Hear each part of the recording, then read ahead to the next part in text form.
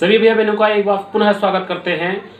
Class 7 English text book का second chapter है a gift of चप्पल।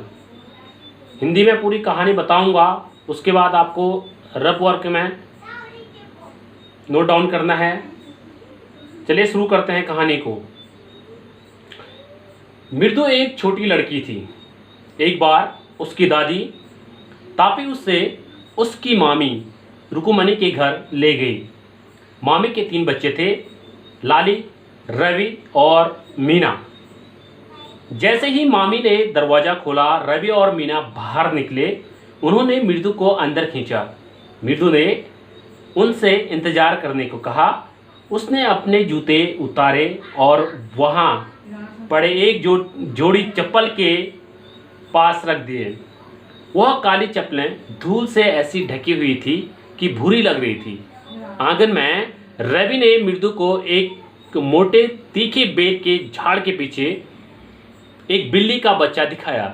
वह एक फटे हुए फुटबॉल में एक थैले के अंदर था जिसमें रेत भरा था। मीना ने मृदु को बताया कि बड़े लोग बिल्ली के बच्चे को पसंद नहीं करते थे, अतः बच्चों ने इसे रहस्य रखा था। रवि ने मृदु को बताया कि कैसे वह बिल्ली के बच्चे के लिए रसोई से कुछ दूध जुटा पाया था। पाती ने दूध का गिलास लिए हुए उसे देख लिया था। रवि ने एक गिलास दूध लिया और कहा कि वह भूखा था। पाती ने उससे कहा कि वह दूध पीकर खाली गिलास उसे धोने के लिए वापस कर दे। उसने किसी तरह उसे यह कहकर वहाँ से भेज दिया कि वह गिलास खुद ही धो लेगा। फिर वह भागकर दूध को नारियल के टुकड़े में डालकर आया, जहाँ से बिल्ली का बच्चा उससे पी सकता था। इनकी रवि ने बताया कि बिल्ली के बच्चे का पूरा नाम महेंद्र वर्मा पल्लव पुनई या संक्षेप में कहें तो MP पुनई था। मृदु को प्रभावित हुआ देखकर रवि ने अपने बिल्ली के बच्चे के बारे में ऊंची ऊंची बातें करने लगा। उसने उसे बताया कि बिल्ली अथवा बिल्ली का बच्चा प्राचीन पल्लव नरेशों का राजचिन्ह था। इस बात पर मृदु हंसने लगी। रवि ने तर्क दिया कि हर व्यक्ति जानता है कि शेर और बिल्ली निकट के रिश्तेदार हैं। फिर वह बोला कि उसे पक्का विश्वास है कि उनका महेंद्र वर्मन महाबलीपुरम की ऋषि बिल्ली का वंशज है। उसने मृदु को याद दिलाया कि प्राचीन मिस्र में लोग बिल्लियों की पूजा करते थे। वह देखकर कि मृदु को अभी भी विश्वास नहीं हो रहा था कि वह अधिक आवेग से बोला कि मिस्र के लोग बिल्ली देवी यानी कि बास्टेट की पूजा करते थे। बास्टेट का एक वंशज पल्लवों के एक जहाज में छिप गया और महाबलीपुरम आ गया। वह हठपूर्वक बोला कि MP महेंद्रन उसी बिल्ली का एक वंशज था। ठीक उसी समय क्रीच क्रीच की आवाज़ हुई। इन आवाज़ों से बिल्ली का बच्चा डर गया। वह कूद पड़ा और लाल मिर्च से भरी बांस की तस्तरी की तरह भागा। उसने उसमें से कुछ अपने ऊपर डाल ली और पूरी तरह रोने लगी। मृदु ने पूछा कि वह क्रीच क्रीच की आवाज़ कहाँ से आ रही थी। तब वह यह पता चला कि आवाज़ खिड़की से होकर कमरे में आ रही थी, यानी कि लाली वायलिन बजाना सीख रही थी। संगीत का मास्टर बड़ी तेज गति से सिखा रहा था, पर लाली को कभी कुछ समझ नहीं आया था। जब भी वह वायलिन बजाती, सिर्फ यह क्रीच क्रीच की आवाज़ वहाँ से निकलती थी। मृदु ने खिड़की से झांका। उसने बिल्ली को वायलिन थामे देखकर सोचा कि संगीत मास्टर उसके सामने बैठा था। वह अपने पैर के बड़े अंगूठे को फर्श से बजाकर ताल दे रहा था। इनकी मृदु मास्टर से प्रभावित हुई, पर स्पष्ट था कि लाली कुछ खास नहीं सीख पा रही थी। अचानक एक भिखारी दरवाजे पर आया और रवि की माँ ने रवि से भिखारी को चले जाने को कहा। यानी कि रवि दरवाजे पर गया और उसने पीछे पीछे मृदु और मीना भी गए, उसके पीछे पीछे।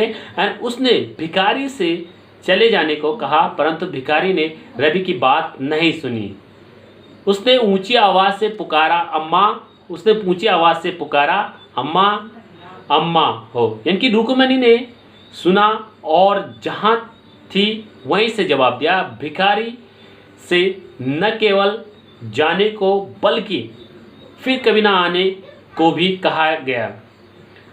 अब भिखारी ने रवि से कहा कि कुछ देर आराम करने के बाद वह चला जाएगा। उसने अपने नंगे पैरों पर पड़े छाले भी दिखाए। यानी कि मृदु को दया आई और उसने रवि से कहा कि अगर कोई पुरानी चप्पल का जोड़ा हो तो उससे दे दे। मृदु की नज़र एक बार फिर उन धूल भरी चप्पलों पर पड़ी। उसने धीमे धीमे स्वर से रवि से पूछा कि ये किसकी हैं। रवि ने उन्हें उठाया। फिर बच्चे भिखारी के पास वापस आए और चप्पलें उसे दे दी। भिखारी अब वह वहाँ और अधिक नहीं रुका।